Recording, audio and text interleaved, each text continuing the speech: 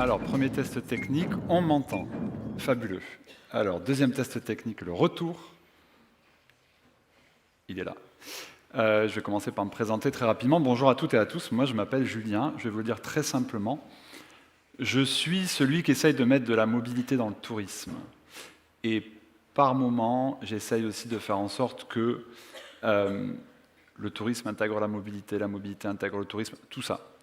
Je ne vous refais pas pourquoi le tourisme et la mobilité, 70% de carbone, de GES, etc. Vous savez tous, vous êtes tous au courant. Je passe à la suite.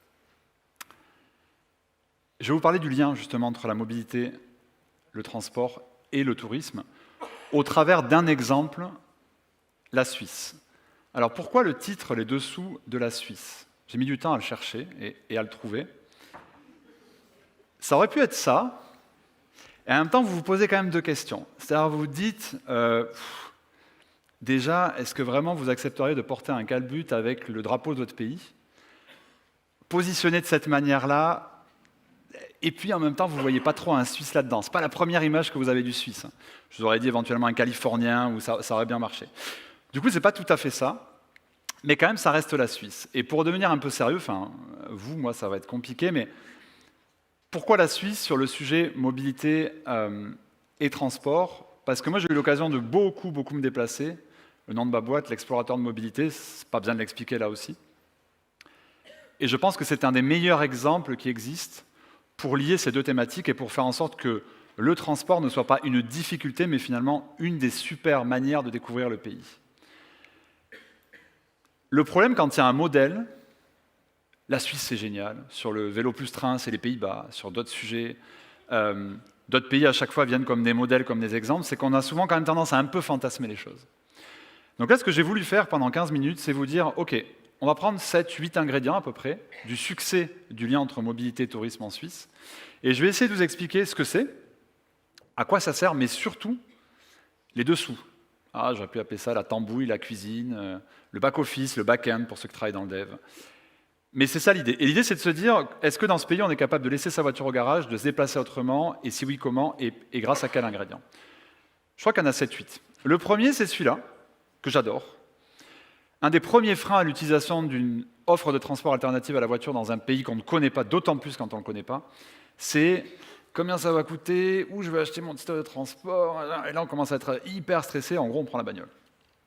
Eux ils ont un truc qui est génial, ça s'appelle le Swiss Travel Pass, un titre de transport que vous achetez en ligne, en amont de votre voyage, que vous récupérez avec un QR code, que vous avez dans la poche dans votre wallet, qui vous... J'ai dit wallet, je n'ai pas dit toilette, j'ai dit ça vite. Vous l'utilisez extrêmement facilement et surtout, il vous donne accès à tous les modes de déplacement du pays. Tous les modes de déplacement du pays. Bus, tram, funiculaire, téléphérique, remontée, tout ce que vous voulez, c'est dedans. Alors, je ne vais pas vous mentir, ça coûte une blinde, mais premier frein levé, hyper important. Et ce que je vais essayer de vous expliquer à chaque fois, c'est il y a quoi derrière. Lui, c'est Maurus, il est super rigolo. C'était le boss de Swiss Travel System. C'est une boîte financée par l'argent public, mais privée, basée à Zurich. Ils sont 36, ce n'est pas une petite structure, mais c'est eux qui font la promotion de toute l'offre de transport public de Suisse pour les étrangers. En gros, leur taf, c'est de dire, nous avons un système de transport public, tout mode confondu, qui vous, étrangers, touristes, quand vous venez chez nous, vous permet de faire ce que vous voulez. Et nous en faisons la promotion. Et en gros, c'est le transport pour venir, le transport sur place et le transport comme une expérience. Ils sont 36, ils ont 7 millions de budget, ils font 320 millions d'euros de retombées lié au transport. Lui, il est parti à la retraite il y a 2 mois, maintenant il fait des safaris, donc le mec il s'éclate, mais il est extrêmement passionnant comme mec, je vous encourage à le contacter sur LinkedIn. Deuxième sujet, vous vous dites, on en rêve en France. Bon, SNCF n'a pas réussi, pas de teasing, SNCF Connect, c'est de la daube. C'est un fils de cheminot qui vous le dit, donc j'ai du mal à vous dire ça, mais mettre toute l'information dans une app. En gros, c'est de vous dire, ok, c'est super, j'ai un pass, c'est cher, mais il y a tout dedans. Moi, il me faut l'info maintenant. Je veux savoir s'il y a une crémaillère, un tramway, un funiculaire, est-ce que je peux aller jusqu'au bout, est-ce qu'il y a un autocar, un transport à demande, etc. Et la multiplicité de l'offre, c'est génial, mais il faut encore la comprendre et le savoir. Ça, et je vous le dis, j'en ai fait un paquet. Je vous fais le benchmark gratuit aujourd'hui. C'est la meilleure application de transport du monde, sans aucune retenue. Elle donne accès à toute l'offre de transport public, tout mode confondu à l'échelle de tout le pays, et en règle générale, en temps réel. Et ils sont même assez tarés pour, quand il y a une minute de retard, vous envoyez un message sur votre montre pour vous dire « Attention, il va falloir changer de quai, etc. » Une minute de retard. Vous rembobinez sur la France et vous vous dites « Ouh là là ». Derrière ça, il y a Helmut. Il s'appelle vraiment Helmut. C'est le directeur de l'Alliance Swisspass. Je vous le dis très simplement, mais en gros, cette application, elle mange des données, elle mange 20 communautés tarifaires. On dit toujours c'est compliqué en France. Non. Eux aussi, ils ont énormément de tarifs. Beaucoup de combinaisons possibles, par 3 à 4 000 combinaisons de tarifs possibles. Donc c'est tout autant le bazar que chez nous. Ils ont plein de données de transport et ils ont 250 opérateurs de transport. C'est-à-dire que le marché est libéralisé. Donc en gros, c'est le boxon. Et ils ont créé une structure, ce qu'on appelle une structure fêtière, Alliance Swisspass, qui centralise et harmonise tout. Et quand l'application SBB et chemin de fer suisse arrivent, ils n'ont plus qu'à aller récupérer ça et ils vous donnent la meilleure application du monde. Rembobiner sur tout ce que je vous ai dit au début, les dessous, votre petit appli que vous avez dans la poche qui a une super UX, qui est très bien designé en termes d'éthique aussi, j'ai adoré ce qui a été dit juste avant, c'est grâce à l'Alliance Swisspass, donc il y a quelque chose derrière. Dans cette même application, bon, ceux qui utilisent Tinder vont comprendre, le swipe, ouais, je vois qu'il y en a qui ont souri quand même, en gros, plouc, plouc, là vous faites pareil, vous avez une fonction dans cette application qui vous permet de dire « je me déplace ». J'ai commencé mon trajet à pied, je vais aller prendre un taxi, un métro, un tram, que sais-je. Hop, je fais swipe vers la droite, start. Et une fois que j'ai fini, que je suis arrivé, je fais la même chose dans l'autre sens. Et elle, cette fonction EasyRide, elle va vous calculer le meilleur tarif possible. C'est-à-dire qu'elle va enchaîner les modes de déplacement parce qu'elle va les calculer grâce à la communauté tarifaire, grâce à votre localisation. Et elle va vous calculer non seulement l'enchaînement des modes, et elle va comprendre comment vous associer le meilleur tarif. Donc, quand vous avez un pass urbain où, par exemple, métro plus bus, ça aurait été 3 €, mais qu'il y a un pass à 2 €, elle va aller vous chercher le pass à 2 €. Derrière cette fonction-là, il y a une boîte suisse qui s'appelle Fertic, privée, qui a créé cet algorithme. Cet algorithme, il est capable d'aller avaler les communautés tarifaires, je vous ai dit, il y en a 20 avec 4000 combinaisons possibles, toutes les données horaires, pour vous sortir à vous ce système-là, et en gros, vous l'utilisez, et à la fin de la journée, vers 1 h du matin, les serveurs se mettent à jour et bam, vous êtes facturé en post-paiement directement, un PDF dans la boîte mail et c'est terminé, c'est débité. Un frein absolument énorme qu'on arrive à lever grâce à ce système-là. Alors après, c'est toujours pareil, vous vous dites, mais quand je prépare mon trajet pour aller sur site, pour aller sur destination, ou même une fois sur place, il faut que j'aille sur le site de l'opérateur de transport, de l'office de tourisme, machin. C'est compliqué, la question des mobilités. Aujourd'hui, ce n'est pas bien fait.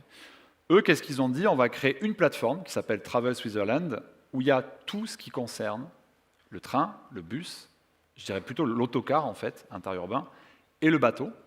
Tout ce qui est intégré dans le pass dont je vous ai parlé tout à l'heure, cette plateforme indique comment on l'utilise. Elle indique comment on l'utilise, et en plus, elle fait en sorte aussi de vous expliquer quand vous avez une offre de transport qui en soi est une expérience. L'offre de CGN sur le lac Léman, les bateaux Belle Époque, absolument génial à faire, je vous le conseille. Train panoramique à Zermatt, absolument fabuleux à faire. Ça reste un train tout à fait normal qui est panoramique. Et tout ça, c'est détaillé sur ce site-là, sur une seule plateforme. Encore lui, Maurus, il est toujours dans les bons coups. Et en fait, c'est la même structure, Swiss Travel System, qui gère ça. Il gère la promotion du pass d'un côté, donc vous levez le frein de l'accès, et la promotion de l'autre côté, avec ce site qui est un site extrêmement bien fait. Et là, vous continuez, vous dites, il est bien gentil avec son site internet, son application, machin, mais une fois que je suis sur place, vous avez envie de faire de la rando, du roller, du ski, du vélo. Un des gros problèmes qu'on a, moi j'étais en rando lundi et je m'en rendais encore compte côté Pays Basque français, c'est que c'est hyper mal jalonné. C'est hyper mal signalisé, y compris sur la Vélodyssée quand on fait du vélo ou en randonnée. Eux, qu'est-ce qu'ils ont fait? Ils ont inventé Swiss Mobile.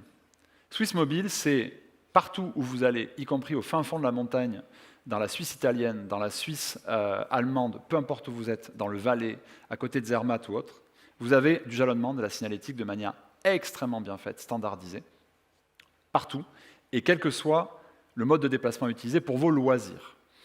Ce qui est d'autant plus intéressant avec ce système, c'est qu'il y a une application qui a été créée pour reprendre la manière physique de manière numérique, et vous partez en rando, vous avez envie de rentrer en bus ou en train parce que vous êtes crevé ou que votre gamin n'est pas bien, etc. Vous avez aussi l'offre de transport qui est directement intégrée en temps réel et qui va chercher les mêmes données que l'application des chemins de fer suisses. Ce truc-là, c'est une fédération, ça s'appelle Swiss Mobile, c'est un partenariat public-privé, ils sont une quinzaine, ils gèrent 680 itinéraires en hiver, 800 itinéraires d'été. Écoutez bien, hein, 220 000 panneaux directionnels dans le pays, 110 000 photos sur l'application, le tout que vous avez dans une petite app que vous lancez, et après vous vous retrouvez sur le terrain. Et ça, c'est absolument génial, parce que ça permet de créer un lien entre l'activité ludique, mobile, et les transports, que vous alliez quelque part, que vous vouliez rentrer ou que vous vouliez en faire une expérience. J'avance très vite. Autre sujet, j'ai un enfant de 6 ans, et quand je prends le train, c'est pas toujours funky. Donc vous avez beau avoir la meilleure offre du monde, le plus beau train du monde, bah, si vous avez 2 heures de trajet et que votre fils de 6 ans et demi n'a pas envie d'être calme, c'est long, c'est très long. Je crois qu'il y en a certains qui connaissent. Les Suisses, ils ont inventé quoi? La voiture enfant dans le train. Pas sur tous les trains, sur un paquet de trains. On la voit de l'extérieur, il ne faut pas la louper quand même, je pense. Elle est signalisée dans l'application, on sait quel wagon est concerné, quel train est concerné, donc on peut choisir son train avec ce filtre-là. Et une fois dedans, c'est absolument fabuleux. Et c'est un coup de génie pour les darons et les daronnes, c'est absolument génial. Ce truc-là, c'est quoi derrière? Ben, c'est les chemins de fer suisses, qui ont la plus belle offre de trains peut-être d'Europe, du monde. Mais c'est des designers, lui c'est Jorg. Le QR code, je l'ai interviewé il y a 1 an sur ce sujet-là pour lui demander d'où ça venait, pourquoi ça existait, etc. Et ça fait partie pour eux de l'expérience utilisateur, pas que pour les touristes, mais en partie pour les touristes, ça vous sauve des fois un voyage, de voir comment justement un train, c'est pas adapté que à du domicile-travail, mais aussi à des déplacements de loisirs, et notamment aux familles, qui est un gros sujet dans le transport qu'on est très mauvais pour gérer. Avant-dernier sujet, Geneva Transport Card, je vais aller très très vite, mais vous n'avez pas votre pass flex parce que c'est trop cher, mais vous arrivez à Genève, vous avez une nuit d'hôtel, et bien en amont de votre nuit d'hôtel, vous recevez un petit mail qui vous dit, avec ce truc-là, que vous activez, c'est un petit QR code, vous avez les transports gratuits dans toute la zone de Genève, donc les TPG plus les transports autour, dès que vous arrivez sur le territoire. Donc votre premier trajet aéroport-centre-ville ou gare-centre-ville est déjà compris, et vous ne payez aucun transport public dans Genève avec ça. Ça marche aussi à Berne, il y a le même à Lausanne, etc., sur les transports urbains. Derrière ça, il y a Genève Tourisme et Congrès. Il y a 4,2 millions de coûts pour faire tourner ce système de transport gratuit qui est pris en charge par la taxe de séjour et la taxe de promotion. Et ça marche extrêmement bien. Pourquoi je vous ai parlé de tout ça? Parce que la conséquence, c'est celle-là. C'est que 23% de valeur ajoutée du tourisme en Suisse est lié au transport. Si je le dis autrement, il y a 3 piliers qui font tourner l'économie du tourisme en France, la restauration, l'hébergement et le transport. C'est énorme, parce que ce n'est pas juste un moyen de se rendre sur place ou de lier quelques destinations, ça fait partie intégrante du business d'un côté, mais de l'expérience du client aussi. Et c'est ça qu'ont compris les Suisses, c'est que ce n'est pas juste se déplacer, ça fait partie d'une expérience globale et c'est quand même assez génial. Donc globalement, rien n'est magique, tout s'explique. Donc défantasmez le cas de la Suisse, mais regardez-le parce qu'il est extrêmement intéressant. Derrière ça, il y a des structures, ils appellent ça des structures faîtières, c'est le terme qu'ils utilisent là-bas. Des fédérations, j'en ai parlé à l'instant, des organismes et surtout des ETP. Il y a des gens, il y a des structures. 36 personnes d'un côté, 22 personnes de l'autre, 10 personnes de l'autre. Il faut faire tourner ce truc-là.